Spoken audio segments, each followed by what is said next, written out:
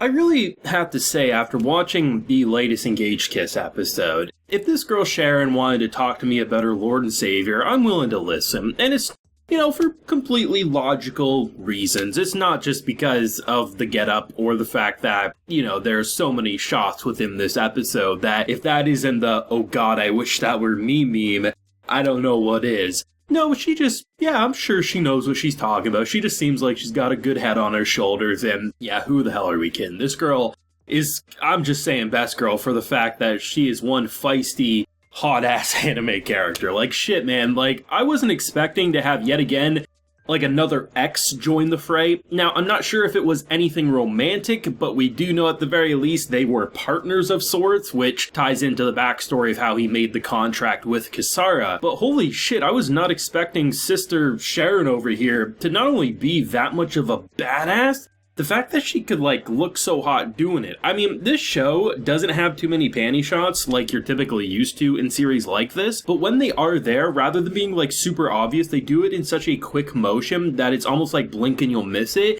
But they ain't playing around with some of those seductive shots, and I honestly don't know how this man survives this situation. Not in the way that Sharon's gonna kill him and that Kisara can't protect him. More so, how the hell does a man who doesn't remember anything go back home to Ayano, who's now in his home cooking for him, taking care? She thinks it's okay. You know what? It hurts, it sucks that the memories are being removed, but I can compete at the very least with this succubus level demon. If he goes home and either she's with him or she discovers later, this man now it went from a love triangle to a goddamn square that he has no idea who most of the people involved truly are. This man is just a walking suffering, but leave it to the show to sprinkle in that spice to relieve the tension that, honestly, the past 2 episodes have been pretty heavy with. And honestly, sometimes I think anime just needs a hot sister religious anime figure who kicks your ass from time to time, and that's what this episode delivered to make us just relieve that tension. It did set up a lot of mystery for sure, such as the whole idea of the person feeding information to SHU. I love the way they actually escaped with how there's a hole in the wall, but there's just a poster that looks like bricks. Pretty clever way given the dimly lit scene and everything of how they escape, but man, there is some mystery going on. I wasn't expecting to have anything relating to the backstory of how they made that contract, but it kind of makes sense to deliver it in this episode given that Kisara kind of feels like she's moments away from breaking. Not in the way that, she can't control herself, but more so in the way of, because she continues to suck away these memories, not only does it feel like she may be getting guilt from, seeing what type of relationship Aino and SHU ended up having, but the fact that he doesn't really remember anything about her either, it feels like. And it feels like there's a lot of mystery that it feels like the deeper she falls in love with this man and the more she learns about him, the less he also knows about her other than the basis of, okay, I let you suck my memories out, you power up, the general idea of where he wants to go with his family. But there's a lot of heartbreak. I wasn't really expecting to see someone who usually is pretty either charming or gung-ho, I'm gonna let my fist do the talking. Instead, just crying underneath a bridge and just not being able to even counter the photo that Ayano ended up posting on her social media. It got 30 or 40 likes, she only has 1 follower, that being Ayano, so the fact that her little home cooking adventure, that's rubbing salt in the wounds. That's those are fighting words, and all she did was just sit there depressed. And, I mean, it's interesting, right, because for SHU, he really doesn't remember shit. As funny as it is seeing her just go, Hulk smash on him, after him being who are you again? And literally, he was moments away from being sent to the ER. We know the fact that it's pretty depressing.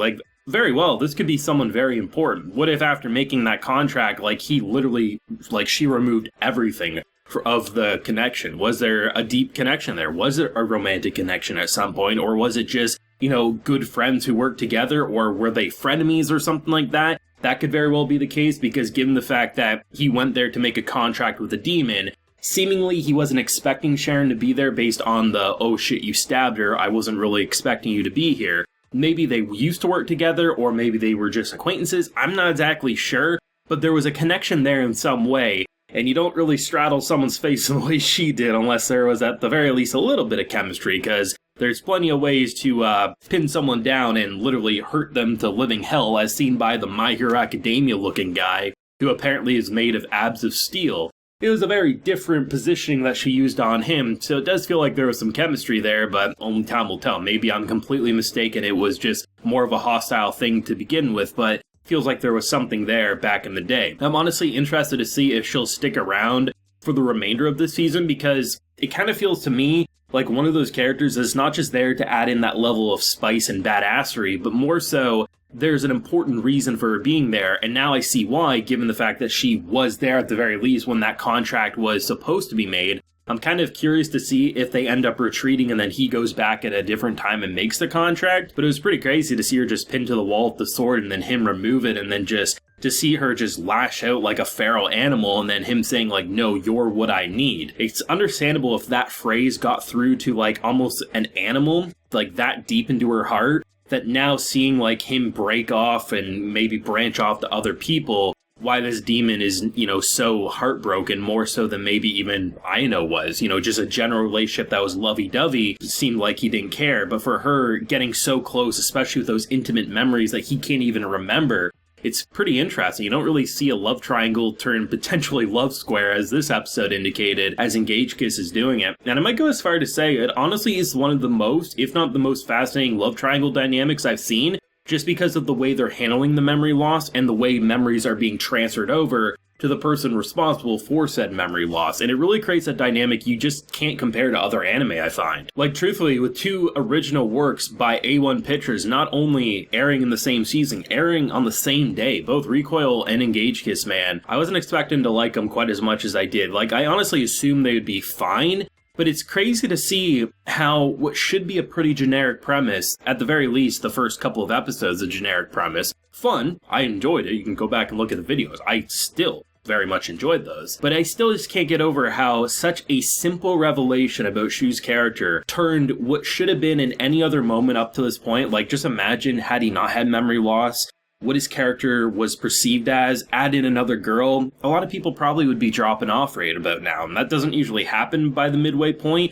but I could see so many people saying, oh, here's just another girl who's jealous of him and here's this playboy attitude. But it's crazy how a simple memory loss that's done for such a noble, if not tragic, reason of trying to avenge but also potentially save your family if there's a chance, turns him into such a tragic hero that then in return gets to be thrown into these situations where thighs for days strangle his neck. And you know what? You're saying, this ain't your typical harem now, is it? You don't get to say that too often. But man, I'm surprised. We're halfway through. The production is holding up quite well. Good action scenes, consistent character models, and honestly a story that continues to introduce elements at a steady enough pace to keep it interesting without necessarily trying to blow our minds with plot twists every other week sort of a thing. But I'm excited. Seemingly we're halfway done this season, unless it does turn out to be a surprise 2-core, maybe a potential split core. That definitely has still been rumored, but I haven't heard anything officially, so I guess we'll see. But based on pacing, I could still see it work as one season, so we'll see where it goes from here. Thoughts down below, theories if you got any, and do you agree with my kind of Sharon supremacy, or are you still,